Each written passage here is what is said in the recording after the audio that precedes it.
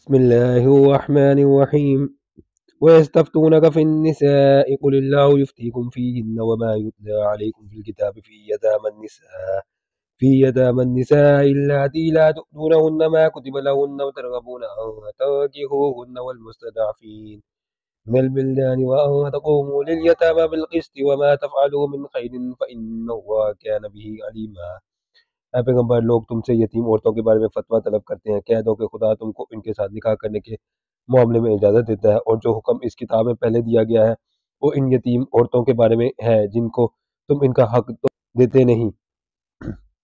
اور خواہش رکھتے ہو کہ ان کے ساتھ نکاح کر لو، اور نیز بیچارے بیکس بچوں کے بارے میں، اور یہ بھی حکم دیتے ہیں کہ یتیموں کے بارے میں انصاف پر قائم رہو، اور جو بھلائی تم کرو گے خدا اس کو جانتا ہے۔ وَإِنِ امْرَأَةٌ خَافَتْ مِنْ بَعْلِهَا نُشُوزًا أَوْ إِعْرَاضًا فَلَا جُنَاحَ عَلَيْهِمَا أَنْ يُصْلِحَا بَيْنَهُمَا صُلْحًا وَالصُّلْحُ خَيْرٌ وَأُحْضِرَتِ الْأَنفُسُ الشُّحَّ وَإِنْ تُحْسِنُوا وَتَتَّقُوا فَإِنَّ اللَّهَ كَانَ بِمَا تَعْمَلُونَ خَبِيرًا۔ اور اگر کسی عورت کو اپنے خاوند کی طرف سے زیادتی یا بے رغبتی کا اندیشہ ہو تو تم میاں بیوی پر کچھ گناہ نہیں کہ آپس میں کسی قرارداد پر صلح کر لے، اور صلح خوب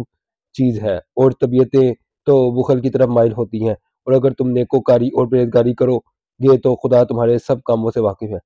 وَلَن تَسْتَطِيعُوا أَن تَعْدِلُوا بَيْنَ النِّسَاءِ وَلَوْ حَرَصْتُمْ فَلَا تَمِيلُوا كُلَّ الْمَيْلِ فَتَذَرُوهَا كَالْمُعَلَّقَةِ وَإِن تُصْلِحُوا وَتَتَّقُوا فَإِنَّ اللَّهَ كَانَ غَفُورًا رَحِيمًا۔ اور تم خواہ کتنا ہی چاہو عورتوں میں ہرگز برابری نہیں کر سکو گے، تو ایسا بھی نہ کرنا کہ ایک ہی کی طرف ڈھل جاؤ اور دوسری کو ایسی حالت میں چھوڑ دو کہ گویا ادھر ہوا میں لٹک رہی ہے، اور اگر آپس میں موافقت کر لو اور پرہیزگاری کرو تو خدا بخشنے والا مہربان ہے۔ وَإِن يَتَفَرَّقَا يُغْنِ اللَّهُ كُلًّا مِّن سَعَتِهِ وَكَانَ اللَّهُ وَاسِعًا حَكِيمًا۔